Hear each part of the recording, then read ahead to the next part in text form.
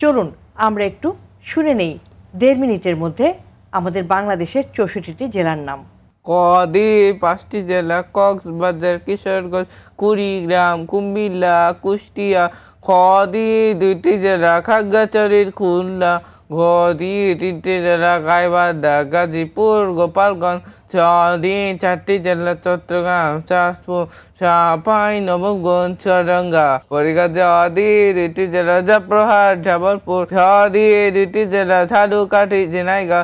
টদি 1টি জেলা টাঙ্গাইল। ছদি 1টি জেলা ঠাকুরগাঁও।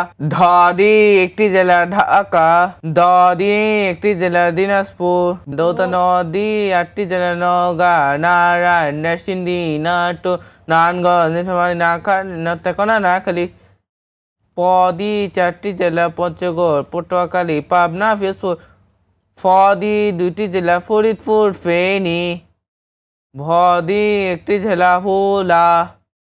বদি 6টি জেলা বগুড়া, বরগুনা, বরিশাল, বাগেরহাট, বান্দরবান, ব্রাহ্মণবাড়িয়া।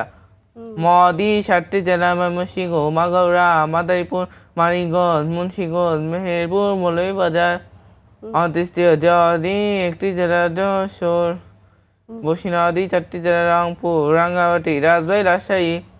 লদি লক্ষ্মীপুর, টালিবাসুরি, 2টি জেলা সৈয়দপুর, শেরপুর। শহরই 4টি জেলা সাতক্ষীরা, সিলেট, সুনামগঞ্জ, হবিগঞ্জ।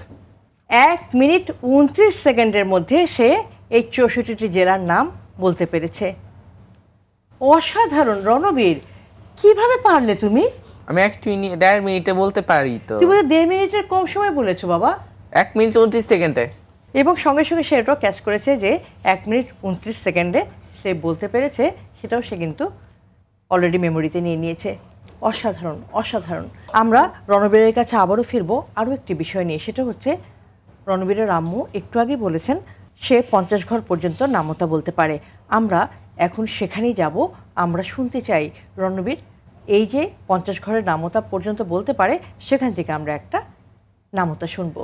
রণবীর, তুমি আমাদেরকে কোন ঘরের নামতা শোনাতে 40 এর চাও? ঘরে। 40 এর 40। তারপর 40 দ্বিগুণে 80, 43 শেষে 20, 44 শেষে 60, 45 এ 200, 46 এ 240, তারপর 47 এ 280, আচ্ছা। 48 এ 220, 49 এ 260, 49 এ 400। কিভাবে পারো? এবার আন্টি যদি একটা শুনতে চাই। ঠিক আছে। 32 এর ঘরের নামতাটা বলতে পারবে? পারবো।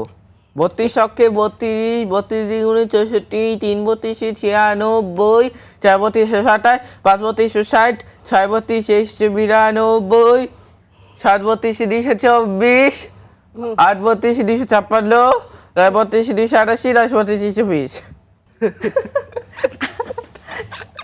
আমি সত্যি একদম মানে মুগ্ধ, অ্যামেজড।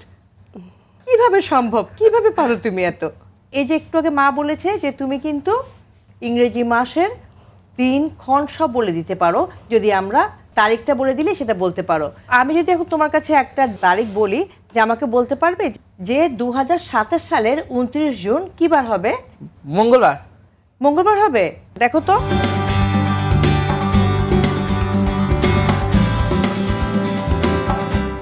এটাও তুমি পেরেছো, ভেরি গুড।